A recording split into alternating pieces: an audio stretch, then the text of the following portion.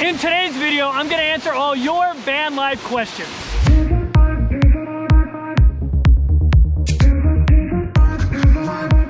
What's going on, YouTube? Greetings from Provo, Utah. In today's video, I'm gonna answer the questions you submitted. I really appreciate everyone that submitted questions. And if you have questions that I don't answer in this video, make sure you comment below and ask the question, and I'll be sure to get to it. Also, you asked a lot of questions, and I wanted to make sure I got to them all, so I answered every single one that was submitted.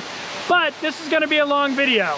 So you can look down in the description below to see where the question you're interested in knowing about is in the video. All right, so without further ado, enjoy the video. I'm gonna go enjoy this waterfall.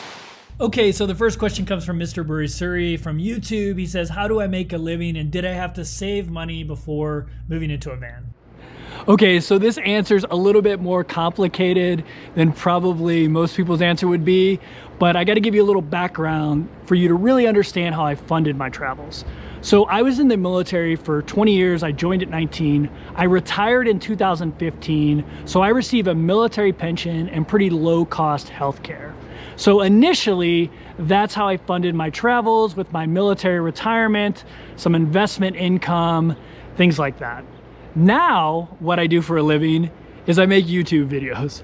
Believe it or not, you can actually make money making YouTube videos. And now I make enough every month that it funds my travels completely. So it's pretty awesome. Thank you for watching. Thank you for hitting that thumbs up button. And thank you for commenting, because that stuff all helps YouTube show my videos to other people. And then companies will run ads and I get a percentage of that ad revenue. So yeah, believe it or not, YouTube is how I fund my travels now. Next up, I had two similar questions. One from Overland Pirate Van, why did I choose this lifestyle? And the other from Gabriella, how did I make the decision to start van life? Okay, so that's actually a great question, especially since I have so many new followers that have only been following me since I got my van.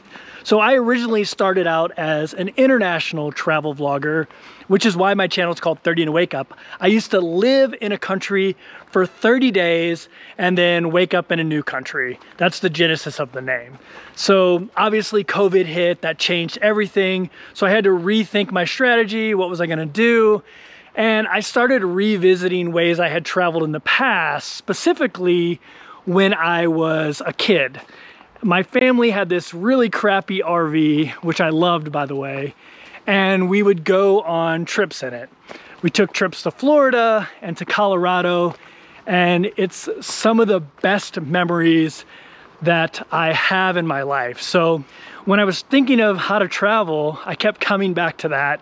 I started researching different RVs, and eventually I kept coming back to the van because I like the flexibility of it. I like that I can park it anywhere. Yeah, it just seemed like a cool way to explore my own country, which is another reason I chose van life. I was in the military for 20 years, as I mentioned, but I had spent most of my time overseas, so I hadn't really explored my own country. So that's another reason why I chose van life. My next question comes from Jonathan from Great Britain on YouTube. He says, do I ever see myself stopping van life in old age, and do I own a home? All right, so let me knock out the home question first. I do own a home, but like I mentioned before, I rent it out, so my only home really is my van. I have nowhere else to go, and that's been the case since February of 2019. Will I quit van life in old age? I have no idea. I highly doubt it. I think I'm gonna continue to travel internationally and in my van, hopefully till I die, but you never know what life's gonna bring you. So I can't answer that question definitively, but I believe I'll still be traveling in my van at 95 years old. Okay, next question comes from Sarah, and he asks, do I think you can save money living in a van full-time as opposed to living in a house?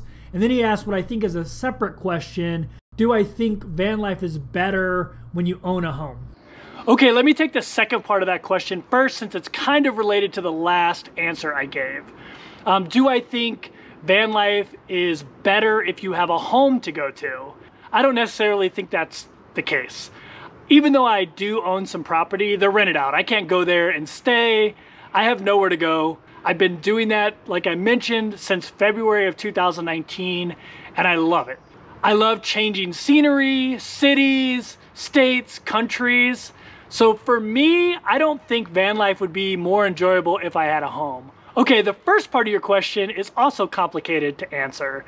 It's just like international travel. Like you can spend $20,000 a month on international travel, or you can live like a king in Thailand on $1,000 a month. So van life's the same way. You've seen me camping on BLM land for free. So you can live really, really affordably living out of your van or RV. But you can also go stay at RV resorts and spend, you know, $200 a night if you want. So it just depends on what you want. All right, so it's that time again. If you're watching this video and you're enjoying it, you need to hit that thumbs up button. And even if you think it's the worst thing in the world, you know, you can hit that thumbs down button. All engagement helps. So if you're a hater and you want to hate, go ahead and hit that thumbs down button. And also, if you like this kind of content and you haven't subscribed yet, please consider subscribing. I put out a video every week, and we just have fun on this channel. I answer every single comment. If you don't believe me, comment down below and test it out. Okay, next, Meme from YouTube asks, given the current world situation, what am I hearing about traveling to Mexico, Canada, Central and South America? So I'll be completely honest with you. I've been so occupied with traveling in the US that I haven't really kept up on the travel restrictions to Canada, Mexico, and South America. I know initially I was gonna go up to Canada to Nova Scotia and I wasn't able to, but that was back in May, so things might have changed. I heard you can take the Alaskan highway up to Canada and still be okay, but I'm not sure about just going into Canada to travel in an RV. I think Mexico is very similar. I have some friends with the Escapers that are actually planning a trip down to Baja, Mexico, and I think they're gonna be able to do that. Other countries in South and Central America, I'm not 100% sure, so I don't have a great answer for you, but that's what I know. All right, next, Mercy Broku from YouTube asks, what's your favorite place in the world to travel? Okay, so I've answered this question in other videos. This is a really hard one to answer because it's like asking someone who their favorite kid is. There are so many different reasons I love so many different countries. But if somebody asks me, I can only go to one country, what country should I go to? My answer is always Peru.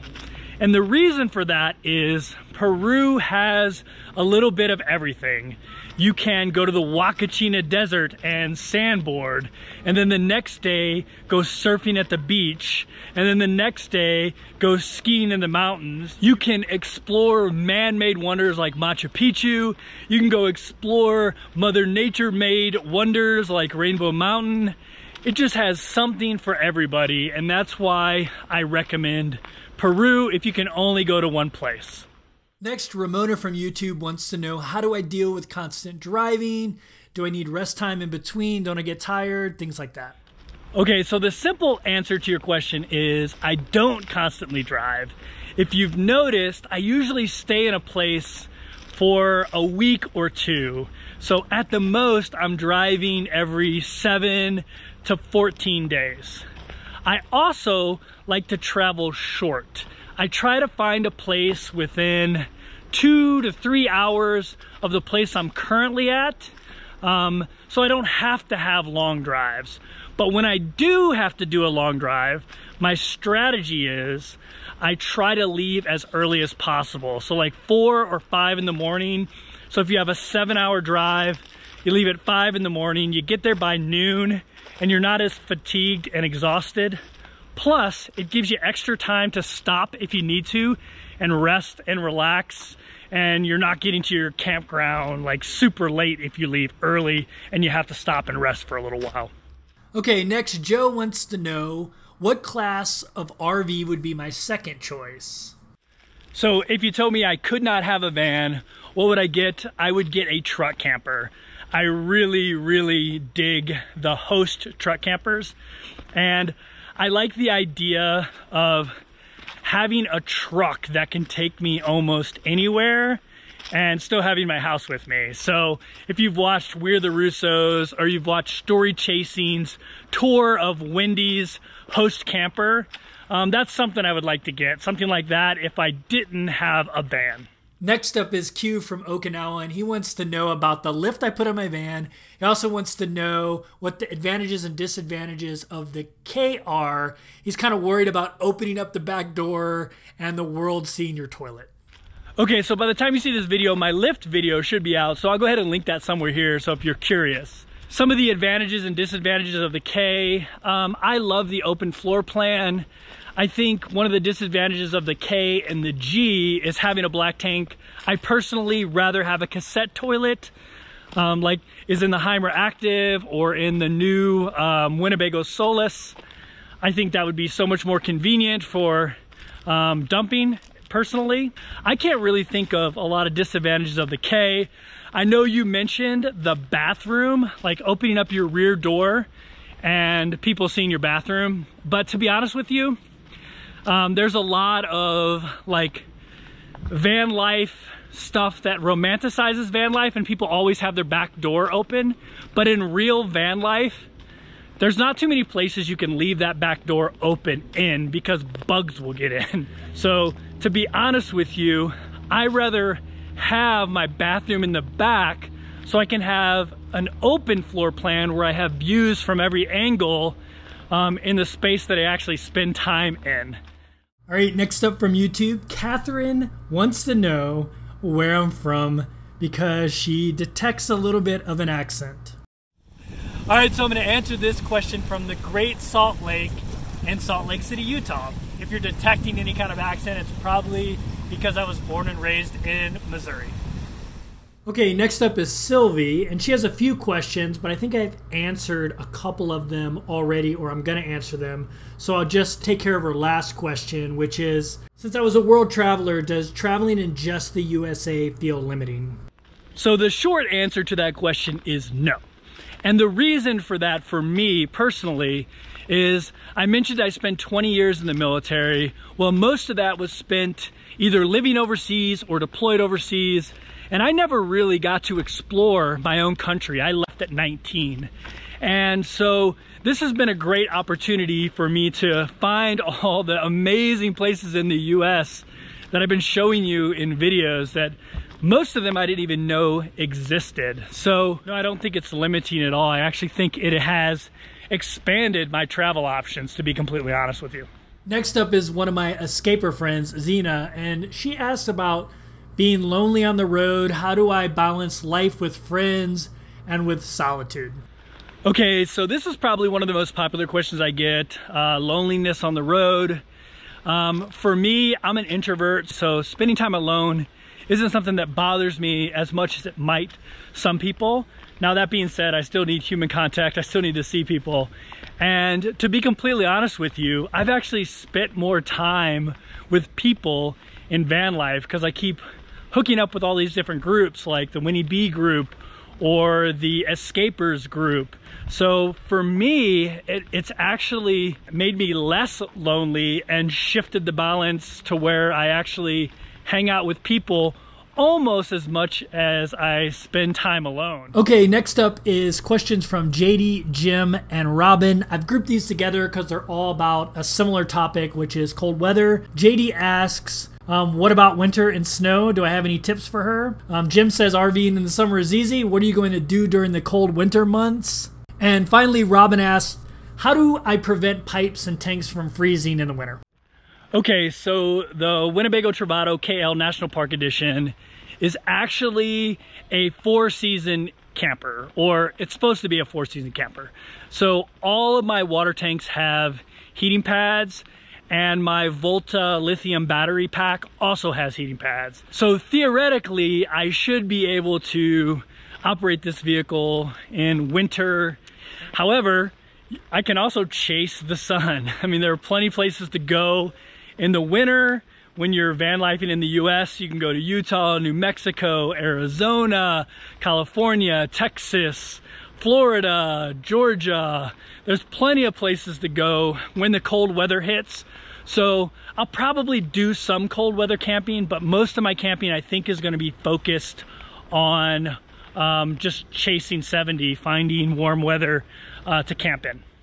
Okay, next up is Janine, and she has a few questions, so let me handle these one at a time. The first is, what national park or camp RV is most liked and why?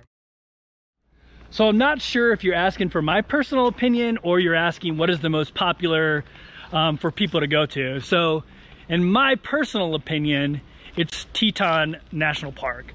Now, I haven't been to a whole lot of national parks, so I'm basing that on a very, very limited amount of experience.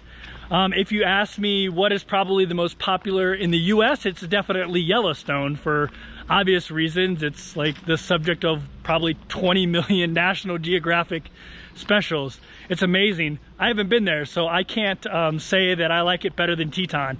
Everyone tells me I'm gonna love Glacier, but like I said, my experience is limited. So let me get to Yellowstone, let me get to Glacier, let me get to Crater, let me get to Acadia, and then I can answer this question better in the future. Next from Janine is, am I staying in Colorado and or traveling as a group with others? So if you've been watching my videos, you know I'm not in Colorado anymore. Right now I'm in Utah filming this question and other questions. I'm in other states probably. I do plan on going back to Colorado. I am going to be filming a couple of van tours, so I'll definitely be going back to Colorado. The solo versus group travel, I do both. Right now I'm traveling solo, I'm not traveling with anybody, but I just left Teton National Park where I was traveling with Ginny from the Winnebago organization. And before that, I was with a bunch of escapers. I was with Amber from Story Chasing. I was with Wendy, who's camper she toured and I just talked about. It's a combination of both. Whenever I run into people from escapers or Winnebago owners, I go hang out with them. And then when I feel like going off and doing my own thing, I go off and do my own thing. Like I'm here in Utah getting a lift put on my van, right? So the answer to that question is I do a little bit of both. And last from Janine, she wants to know, is there a membership fee to park? What are the time day limits? And is there fine print that would keep you from accepting mail and packages at campsites or RV sites? Okay, so the mail question I think is related to RV Miles' recent video where they were kicked out of an RV park because they got a package sent. So the answer to that question is, I'm sure a lot of RV parks have rules. I don't stay in a whole lot of RV parks. I actually am right now, but I normally don't do that.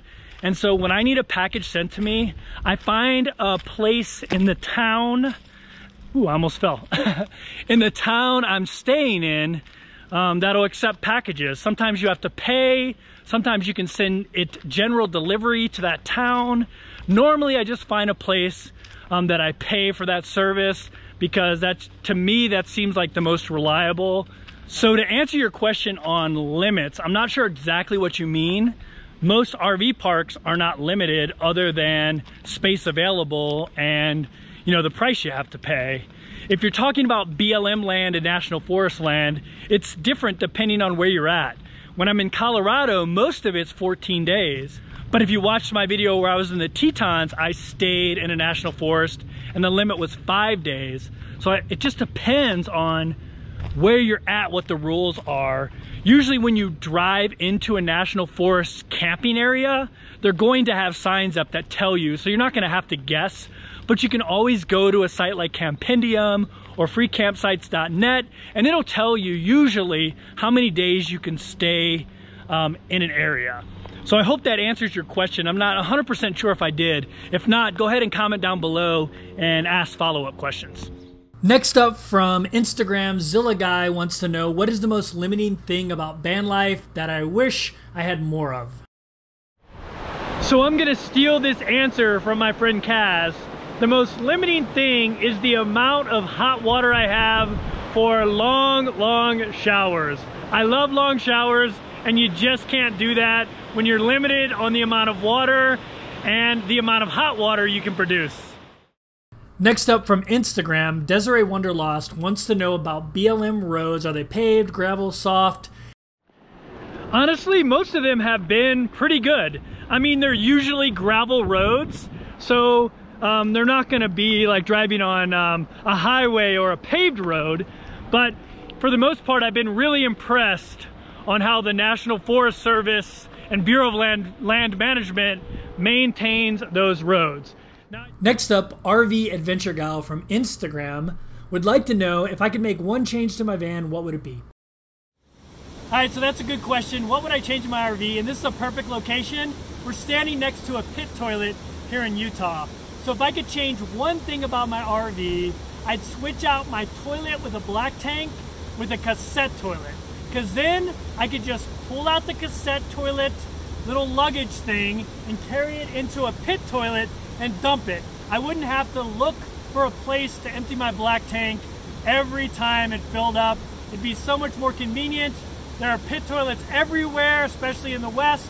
Plus, I could take that little cassette toilet into a fast food restaurant or any public bathroom and dump it in there. Robert Lyle Seaton from Instagram wants to know, how often do I shop for groceries? So for those of you who have been watching my channel, you know I don't cook much, so I usually just load up on non-perishables. So I usually go grocery shopping about every 2 to 3 weeks. From Instagram, Sarah Aviram, one of my remote year homies, wants to know, how many Big Bang Theory episodes have I watched? So that's one of the shows I always have on when I go to bed. So 97 episodes and counting. Chad and Paul from both Instagram and YouTube wants to know, what's one thing that I wish I could fit in my van? I wish I could fit more of my family in my van so they could experience things like Bridal Veils Falls here in Provo, Utah. Jimmy Sayan from Instagram wants to know what a typical day on the road looks like for me. So my typical day, I get up, I answer comments. Obviously, most of you know I answer every single comment I get on YouTube. If you don't believe me, comment below and I'll answer it. And then I'll usually go for a hike. Something like I'm doing right now. It's early in the morning. I just mentioned I'm at Bridal Veils Falls, waterfall, here in Provo. So that's a pretty short hike. And then I'll go back and edit and work on videos. Like I'm recording this video right now. So I'm gonna go back and start editing this thing. And then I just kind of hang out and try to figure out what to do like everyone else does. Another remote year buddy, Lindsay, wants to know, what do I miss about living in an apartment or a house? So this answer is pretty similar to an answer I gave earlier. What I miss about living in an apartment or a house is long showers. I really miss being able to take a long, hot shower. The Jill Pill from Instagram wants to know, how do I find reliable Wi-Fi? So I'm still trying to figure that out here in the US. I have a Glocal Me, which is a Chinese company, and they provide pretty reliable internet in foreign countries. And so I started using that here in the US, and it's actually worked out pretty well. It's a little expensive, the plans. Basically an unlimited plan is about $150 a month, but they use whatever service is the best in the area. So sometimes it's AT&T, sometimes it's T-Mobile. I'm not sure if they use Verizon, but I've never had an issue connecting so far, so I'm really happy with that. I also have Google Fi because I was an international traveler, and they use T-Mobile, Sprint, US Cellular, things like that. So that's what I've done for now. A lot of my friends use AT&T and Verizon hotspots. Binola has 2 questions. First, do I feel closed in such a small space? Okay, so my answer to this question is, you don't really live in your van. You live out of your van. So the small space doesn't really bother me because I end up in so many open spaces. BB Nola 3's next question is, how much mechanical knowledge does one need to live this kind of lifestyle? So my Navy friends that know me are probably laughing at this question because they know I'm not very mechanically inclined. All you really need to know is how to follow a maintenance schedule. Anything that you need to be able to fix, you can fix it with this. Next up from Instagram, Angela Watkins wants to know, if you're in a campground and decide to drive somewhere, do you risk losing your campsite? Yeah, so when you're at a campsite that's not one you paid for, you do risk losing your site when you leave the campsite to go explore things like this waterfall. But there are certain things you can do to let people around you know it's your site. You can leave like some tables and chairs, or like some cones out or something like that, letting people know you've claim that campsite. I've never really had to do anything like that. I've always been able to keep my campsite or hitch a ride with an escaper buddy. So I don't think it's that big of a concern. Next up, another question from Robin. Do I have to level my RV to accommodate my fridge and freezer when I park? All right, so good question. My refrigerator does not need to be level to operate, so I don't have leveling blocks. I don't really care about my vehicle being level. As long as my head is higher than my feet, that's all I really care about. And the last question from Cyrus is, do I miss having a relationship while on the road? Who says I don't have relationships on the road? Filling up my cup, coffee talk on the screen porch. So in love, now you're the one I'm losing sleep for. And I hope the wrong one slip right through your magic fingers. And I hope we find some way to fall in love like we were. Yeah, you're the only reason I was California dreaming in the first place.